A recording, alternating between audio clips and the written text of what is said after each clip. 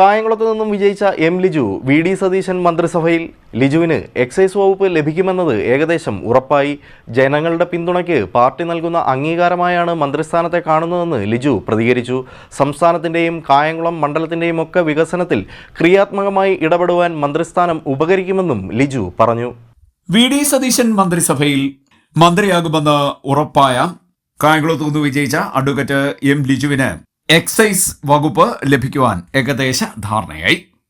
അതേസമയം കായംകുളത്തെ ജനപ്രതിനിധിയായതിലാണ് വലിയ സന്തോഷമെന്നും ജനങ്ങൾ നൽകിയ അംഗീകാരത്തിന് പാർട്ടി നൽകിയ അംഗീകാരമാണ് മന്ത്രിസ്ഥാനമെന്നും അദ്ദേഹം പറഞ്ഞു.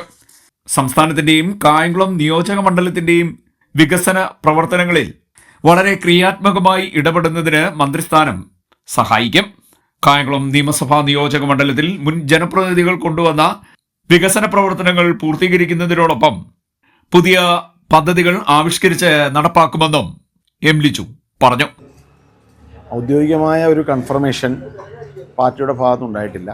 രാജ്ഭവനിൽ നിന്നും എൻ്റെ ഫോൺ നമ്പർ വെരിഫൈ ചെയ്തുകൊണ്ടുള്ളൊരു കോൾ വന്നിരുന്നു. പരിഗണനയിലാണെന്നുള്ളൊരു സന്ദേശമാണ് പാർട്ടി നൽകിയിട്ടുള്ളത്. കായംകുളത്തിൻ്റെ ജനപ്രതിനിധി ആയതാണ് ഏറ്റവും സന്തോഷം പകരുന്ന കാര്യം. ജനപ്രതിനിധി ആയപ്പോൾ തീർച്ചയായിട്ടും പാർട്ടി നൽകുന്ന അംഗീകാരമായിട്ടാണ്, ജനങ്ങൾ നൽകിയ അംഗീകാരത്തെ പാർട്ടി അംഗീകരിച്ചതിൻ്റെ ഭാഗമായിട്ടാണ് മന്ത്രിസ്ഥാനത്തെക്കുറിച്ചുള്ള ഈ പരിഗണന ലഭിക്കുകയാണെങ്കിൽ വളരെ സന്തോഷം.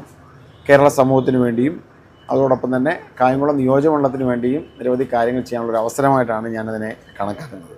അങ്ങനൊരു അവസരം ലഭിക്കുകയാണെങ്കിൽ ഏറ്റവും സത്യസന്ധമായി കാര്യക്ഷമമായി ആ ഒരു അംഗീകാരത്തെ ഉപയോഗപ്പെടുത്തും. അല്ല, അങ്ങനെയൊന്നും ഒരു അറിയിപ്പ് ഉണ്ടായിട്ടില്ല. 22 വർഷത്തിന് ശേഷമാണ് കായംകുളത്ത് കോൺഗ്രസ് മന്ത്രിയാണ്. 20 വർഷം സിപിഎം MLA ആയിരുന്നു കായംകുളം ഉണ്ടായിരുന്നത്.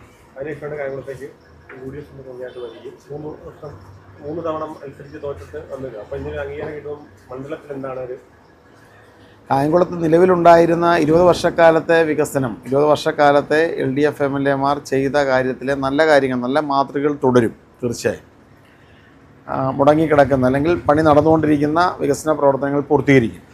അതേസമയത്ത് തന്നെ കായംകുളത്തിൻ്റെ അടിസ്ഥാനപരമായ ആവശ്യങ്ങൾ, ഏറ്റവും അനിവാര്യമായ ആവശ്യങ്ങൾ തിരിച്ചറിഞ്ഞ് ആ വിഷയങ്ങൾക്ക് പരിഹാരമുണ്ടാക്കും, ജനങ്ങൾക്കൊപ്പം നിൽക്കും. ഇതാണ് പറയാനുള്ളത്.